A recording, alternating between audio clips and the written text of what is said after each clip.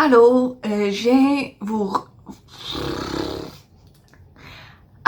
viens vous retrouver aujourd'hui pour vous présenter les livres que j'ai prévu lire là, au mois de juin. J'ai quand même une petite pile pour ce mois-ci, fait que je prévois pas nécessairement toutes les lire, mais au moins je vais avoir le choix.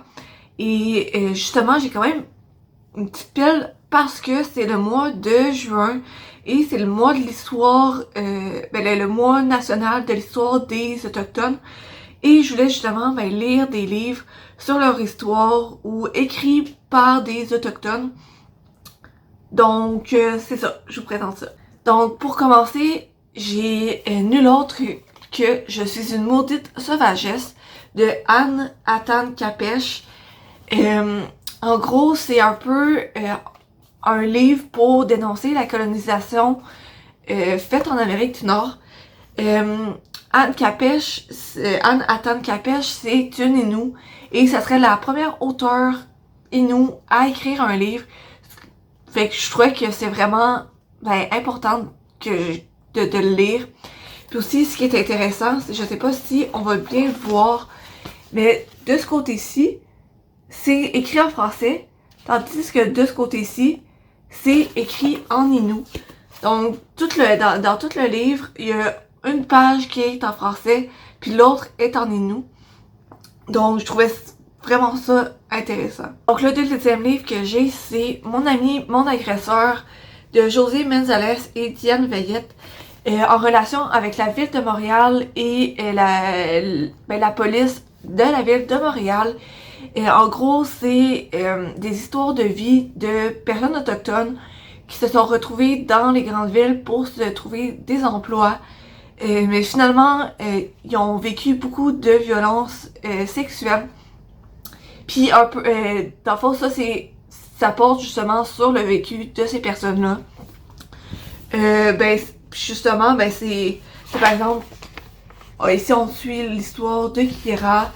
Ça varie de personne en personne au travers du roman, du livre. Ici, il y a l'histoire d'une autre personne. Puis au travers de ce livre-là, c'est un peu leur vécu, le vécu de plusieurs personnes. Ce que je trouve intéressant, c'est qu'il est accessible à quand même pas mal de monde. D'un bord, il est en français et de l'autre en anglais, donc il est séparé en deux. Ici, il y a la partie en français qu'on peut lire en français. Puis de l'autre, quand je le tourne, on peut le lire en anglais ici.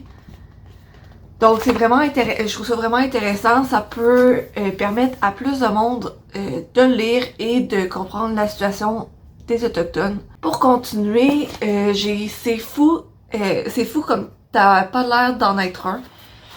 Ça a été écrit par Drew Hayden Taylor, ça a été traduit de l'anglais canadien par Sylvie Nicolas. En gros, c'est des recueils d'essais et de chroniques humoristiques, puis justement qui portent sur un peu les stéréotypes qu'on peut avoir sur le vécu des Autochtones, tout ça. Donc, je trouvais que ça avait l'air vraiment intéressant. Déjà, à la base, le titre, je trouve qu'il frappe. Évidemment, je suis pas autochtone, mais me semble que ça doit être un des trucs qui entendent le plus, que justement, ils ont pas de l'air d'en être un.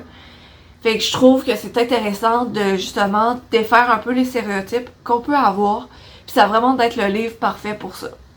J'ai aussi Le chemin de la montagne de N. Scott Momanté. Puis en gros, c'est un recueil de différentes légendes que l'auteur a appris de sa grand-mère. Puis il les a retranscrits, il les a écrits pour publier un petit livre, les contenants, puis on peut voir des petites séparations de même. Fait que c'est des petites légendes. Puis regardez ça, il y a des petites images à l'intérieur que je trouve vraiment belles. Déjà, je trouve que ça a l'air d'être une lecture quand même assez légère. Parce que les autres que je vous ai parlé jusqu'à date, c'est vraiment des sujets un peu plus lourds, un peu plus difficiles, tandis que ce roman-là, cette petite lecture-là, déjà à la base, elle est courte, mais aussi elle porte sur des légendes, des histoires qui sont propres aux culture autochtone. Donc je trouvais ça vraiment intéressant de l'avoir dans ma bibliothèque. J'ai aussi un recueil de poèmes, lui de Guesipan de Naomi Fontaine. Je trouvais qu'il avait de l'air intéressant. Dans le fond, il y a eu un film qui a été inspiré justement de ce recueil de poèmes-là, qui a été fait en 2019, je pense. En tout cas, il a été sorti au cinéma en 2019. Puis j'avais vraiment aimé ça. En tout cas, le film il touchait des sujets quand même assez difficiles d'une jeune femme justement qui vivait dans une réserve. Puis on voyait un peu la vie de tous les leur vie de tous les jours, comme quoi juste l'école c'est plus difficile, c'est pas nécessairement le même niveau d'éducation qu'ils reçoivent. Puis aussi les violences qu'ils vivent, tout ça. Donc évidemment, vu que le film est basé sur le recueil de poèmes, ces sujets-là vont revenir au travers de ce recueil-là. Je trouve que les poèmes, c'est une façon différente, autre que les romans ou les livres, plus type essai, si on peut dire. Je trouve que les recueils de poèmes, c'est une belle façon d'apporter différemment le sujet. Et sinon, le dernier roman que j'ai à vous présenter, il porte pas nécessairement juste sur les Autochtones ou sur leur histoire, mais plus globalement sur l'histoire de l'Amérique. Mais je trouvais que ce livre-là était quand même intéressant dans le thème. C'est elles ont fait l'Amérique. Ça a été écrit par Serge Bouchard et Marie-Christine Lévesque. Comme on peut en comprendre par le titre, ça présente l'histoire de différentes femmes qui ont été importantes dans l'histoire de l'Amérique pour construire un peu l'Amérique. Puis justement, dans le résumé, ça dit que les Amérindiennes, certainement, mais aussi toutes les autres, sont dissection culturelle, inuit, canadienne, anglaise, noire, française et métisse.